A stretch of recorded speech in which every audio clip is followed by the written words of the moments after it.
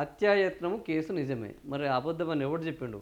మీరు చేసేవి అట్లాంటివి కాబట్టి తప్పు చేస్తే నేను నా కొడుకు శిక్షార్హులం. గ్యారంటీగా శిక్షలు పడతాయి. అందులో ఏమీ ఏందంటే ఈ అదేదో చెప్పినట్టు 100 పాపాలు చేసిన తర్వాతనే శిక్ష పడుతుంది అన్నట్టు మీకు శిక్ష పడడానికి కొంత టైం ఉన్నది. ఎందుకంటే ఇప్పుడు శుక్రమహాదశలో నడుస్తున్నది మీ వ్యవస్థ. అది శుక్రమహాదశ దాటి శని దశకు వచ్చినప్పుడు అప్పుడు మీ పాపం పండినప్పుడు కేసు వద్దని చెప్పగలిగి ఉండి చెప్పలేదు. మీరు చెప్పగలిగిందంతా చెప్పారు. కేసు వద్దని చెప్పగలిగే ప్రయత్నం అంతా చెప్పారు. అదైతే రచ్చరచ్చ అయింది. ఇంకా పోలీసులు సార్ మేము ఈ విషయంలో ఏమి చేయలేము, కేసు పెట్టకుండా ఆపడానికి వీలు లేదు అని చెప్పడం వల్ల మీరు ఆ కేసు పెట్టిన వాడిని తప్పించాలన్నారు, ఆ ఉన్నతాధికారిని తప్పించాలి అన్నారు. మీరు చేయాల్సిన కుట్రలు మీ అహంకారం అంతా ప్రదర్శించారు. కానీ అక్కడ ఒక అనివార్యత ఏర్పడ్డది. ఇది ఇంతకుముందు నేను చెప్పాను ఒక అనివార్యత. ఈ కేసు పెట్టకపోతే ఇంకా వ్యవస్థే ఉండదు అనే ఒక అనివార్యత రావడం వల్ల ఆ కేసు పెట్టారు. కేసు వద్దని చెప్పగలిగి మీరు చెప్పకుండా మీ దొంగ చేష్టలు ఈ లంగ చేష్టలు అన్నీ చేస్తారు, అలా డౌటే లేదు. రాఘవ కన్స్ట్రక్షన్ తన కొడుకు మీద వచ్చిన ఆరోపణలపై మంత్రి పొంగులేటి ఆయన నీ కొడుకు ఏమన్నా ఏంది దేశం కోసం పనిచేసిండా, ఏమన్నా సంక్షేమం కోసం పనిచేసిండా? తన కొడుకు మీద అంటే ఆయన ఏమన్నా జాతీయ నాయకత్వం వహిస్తున్నాడా? ఆయన చేసేది వ్యాపారము, అక్రమము, నీచము. కాబట్టి రాఘవ కన్స్ట్రక్షన్ తన కొడుకు మీద వచ్చేది వ్యాపారము, మోసము, అరాచకము. మన కొడుకు చేసేది ఏంటంటే మోసము, అరాచకము, దౌర్జన్యము, దోపిడి.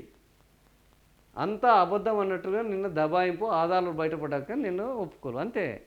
దొంగతనం దొరికేంత వరకు దొరలు అంటారు, దొరికిన తర్వాతనే వాడు దొంగ.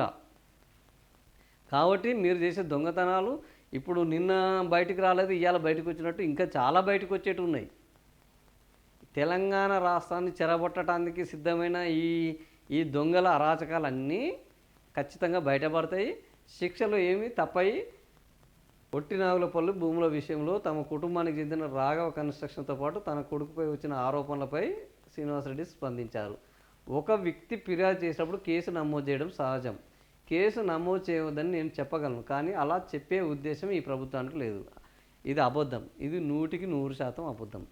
కేసు నమోదు చేయొద్దు అని చెప్పడమే కాదు, ఆ కేసు పెట్టడానికి ప్రయత్నించిన వాడిని కూడా అక్కడ లేకుండా చేయాలని బెదిరించారు. కానీ ఆ బెదిరింపులకు దానికి అధికారులు ఇప్పుడు ఎందుకంటే మన హిల్ట్ విషయంలో కూడా పారిశ్రామికల కార్యదర్శి నేను సంతకం పెట్టను పో అని చెప్పాడు.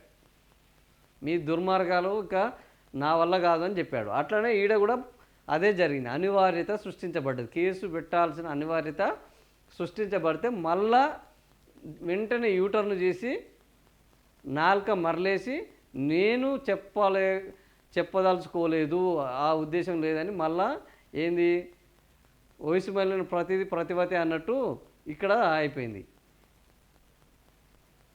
ఒక వ్యక్తి ఫిర్యాదు చేసినప్పుడు చెప్పే ఉద్దేశం ఈ ప్రభుత్వానికి లేదట. కేసు నమోదైన తర్వాత తప్పకుండా అధికారులు నిజ నిర్ధారణ చేస్తారు. ఎట్లాగూ జరుగుతుంది, ఇప్పుడు కాకపోతే ఇంకెప్పుడైనా. నా కొడుకు శిక్షకు అర్హుడే. అవును, మీరు శిక్షలకు 100% అర్హులే. ఆ శిక్షలు పడతాయి, అందులో డౌటే లేదు. మీరు చేసే అరాచకాలకు, అన్యాయాలకు, అవినీతికి, అక్రమాలకు శిక్షలు పడక ఏం తప్పదు. భూములపైకి దౌర్జన్యంగా జేసీబీలు తీసుకెళ్లి నిర్మాణాన్ని కూల్చడంతో కేసు నమోదైంది. అంతే, అడ్డగోలు కదా, మీ ఇష్టం వచ్చినట్టు జరుగుతుంది కదా. బాధితులు మార్చి నాటికి ఒక 1,00,000 గృహాలు ఎందుకు? నీ 1,00,000 గృహాలు వద్దు, నీ లక్ష్యాలు వద్దు. తాళాలు వేసి ఉంటే ఇతరులకు ఇండ్లు. కొల్లూరు సహా నగరంలోని 5-6 చోట్ల నిర్మించిన లబ్ధిదారులు స్వాధీనం చేసుకుంటా. ఇదొక రకమైన మోసం. సో నీ హత్యాయత్నం కేసు నిజమే, నువ్వు చేసిన దౌర్జన్యము నిజమే, నీకు శిక్ష పడడం కూడా ఖాయమే. ఇందులో ఏమి వెనక్కిపోయేది లేదు, ఏం జరిగేది లేదు.